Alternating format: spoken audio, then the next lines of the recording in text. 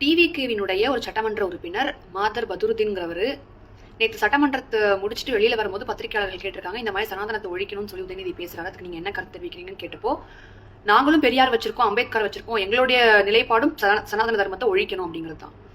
அப்போ நீங்க திமுகவோட பி டீம்னு ஒத்துக்கிறீங்க.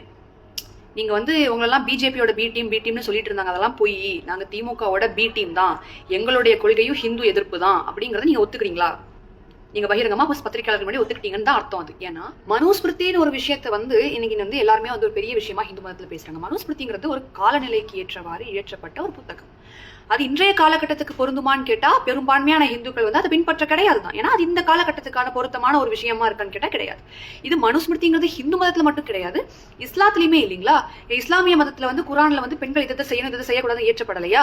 பெண்கள் இப்படிதான் ஆடைகள் அணியணுங்கிறது கட்டாயப்படுத்தப்படலையா? அது ஒரு கண்டிப்பான விஷயமாக சொல்லப்படலையா? அப்ப எல்லா மதத்திலயுமே ஒரு காலநிலையில இந்த மாதிரியான விஷயங்கள் ஏற்றப்பட்டிருக்குது. ஆனா இது இன்னைக்கு இருக்கக்கூடிய சூழ்நிலைக்கு அது சரியானதா, அது பின்பற்றக்கூடிய ஒரு விஷயமா இருக்கணுமான்னு கேட்டா பெரும்பான்மையான மக்கள் அது இல்லைன்னு தான் சொல்லுவாங்க. அது எல்லா மதத்திலுமே இருக்குது. அப்போ ஒரு இஸ்லாமியரான இந்த மாதர் பதுருதீன் உங்களுடைய மதத்துக்கும் சம்பந்தமே இல்லாத சனாதன தர்மத்தை பத்தி பேசுறது கண்டிக்கத்தக்க ஒரு விஷயம். இஸ்லாத்தை பத்தி நீங்க பேசுங்க, இஸ்லாத்துல இருக்க விஷயங்களை பத்தி பேசுங்க, இஸ்லாத்துல என்னெல்லாம் ஒரு பிரச்சனை இருக்கு நீங்க நினைக்கிறீங்களோ அதை பத்தி பேசுங்களே தவிர்த்து பிற மதத்தை பற்றி பேசுவதற்கான உரிமை உங்களுக்கு இருக்கான்னு கேட்டா நிச்சயம் கிடையாது. அப்ப நீங்க திமுக என்ன மாதிரியான ஒரு ஆட்சியை நடத்தினாங்களோ, திமுக எப்படி செயல்பட்டாங்களோ, திமுக ஹிந்து விரோத ஆட்சி நடத்தின மாதிரியே தான் தமிழக வெற்றி கழகம் நடத்தணும்னு நினைக்கிறீங்கன்னா அப்ப எந்த விதத்துல அது நீங்க ஒரு மாற்று அரசியல் கொடுக்குறீங்கன்னு அர்த்தமாகும். இந்துக்களுடைய அடிப்படைங்கிறது மனுஸ்மிருதின்னு யார் சொன்னது? எங்களுக்கு 4 வேதங்கள் இருக்குது, எங்களுக்கு இரு பெரும் காவியம் இருக்குது, ராமாயண மகாபாரதம் பகவத்கீதை இருக்குது. இதுதான் எங்களை வழிநடத்தக்கூடிய மிகப்பெரிய காவியங்கள்.